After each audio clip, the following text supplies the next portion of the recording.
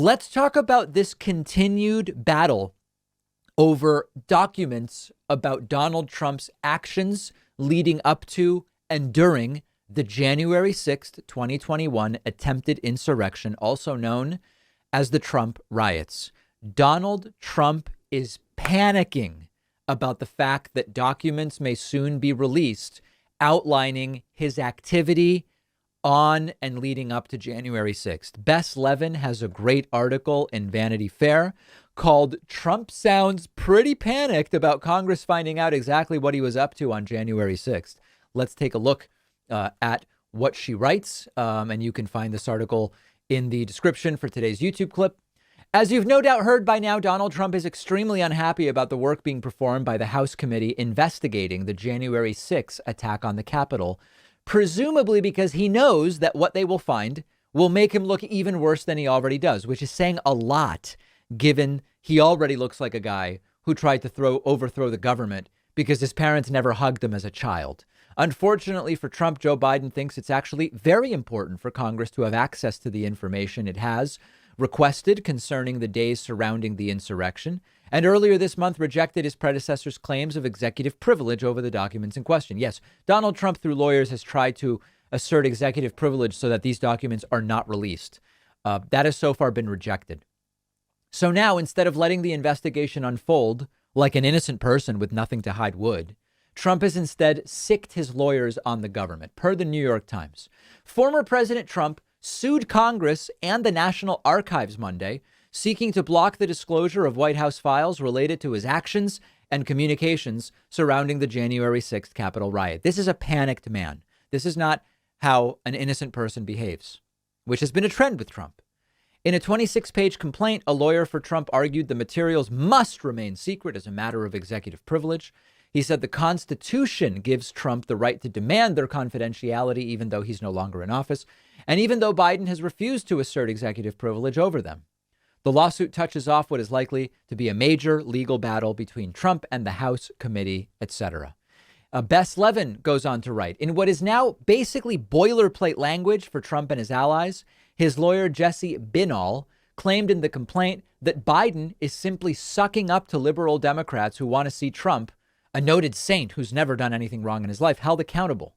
In a political ploy to accommodate his partisan allies, Biden has refused to assert executive privilege over numerous clearly privileged documents requested by the committee. Now, we actually have a legal opinion about this. In explaining why executive privilege does not extend to a guy who tried to have the results of a free and fair election overturned, White House attorney Dana Remus told the National Archives, quote, "The constitutional protections of executive privilege should not be used to shield from Congress or the public information that reflects a clear and apparent effort to subvert the Constitution itself. What Trump was up to on January 6th would destroy the very fabric of our constitutional separation of powers, and therefore the documents should be released. This includes schedules, calendars, and movement logs about virtual or in-person meetings or events Trump attended and who was present, communication between the White House and Trump allies pushing to overturn the election. This stuff is a disaster for Trump. That includes communication with Rudy Giuliani, Michael Flynn, Roger Stone, and Steve Bannon.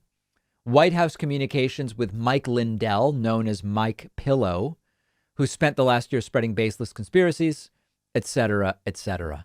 Listen, we know what Trump was doing in broad strokes, right? The arc of January 6th vis-a-vis Trump's involvement was he encouraged the insurrection during his speech in the morning, gleefully watched it happen, refused to send in the National Guard as things were getting crazy and people were saying, send in the National Guard, and then started to get annoyed that the pro-Trump rioters looked low class and trashy. Those are his words. And then he sort of did a video saying, hey, guys, go home. It was great. We love you. You're great people. You're justified in what you're doing, but go home. That's basically what happened. Now, filling in would be how much planning took place in advance about what was expected to take place. How much did Trump knowingly coordinate with others to try to make exactly this take place. Because the big picture, the whole point of this thing was delay the counting of the electoral votes to somehow allow the Supreme Court to intervene and make Trump president for 4 more years. Now, how the Supreme Court would have intervened, how you would really, in a semi-permanent way, delay the count of the vote. He had the idea maybe Mike Pence would help, but Pence said, I can't do that. I simply can't do that. A lot of these details either are missing or just make no sense whatsoever. That's all perfectly reasonable. We know that. But the big picture is the arc I just described for you. And having that filled in with documents, communication, memos, phone calls, etc., would put beyond any doubt whatsoever what was likely Trump's specific actions in order to cause exactly what happened to have happened. And that's why he's panicking. Whether we will ultimately publicly get these documents, we don't know. Remember that a lot of this is about, all of this is about the release of these documents and communications to the House committee.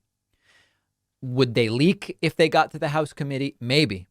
But we don't know whether they would actually deliberately be made public. So that's not even actually what this is about. But clearly Donald Trump believes it's possible that they would. So we'll see ultimately what happens with the documents. Trump panicking, and rightly so, because of what is publicly known points to what is private right now is probably even crazier.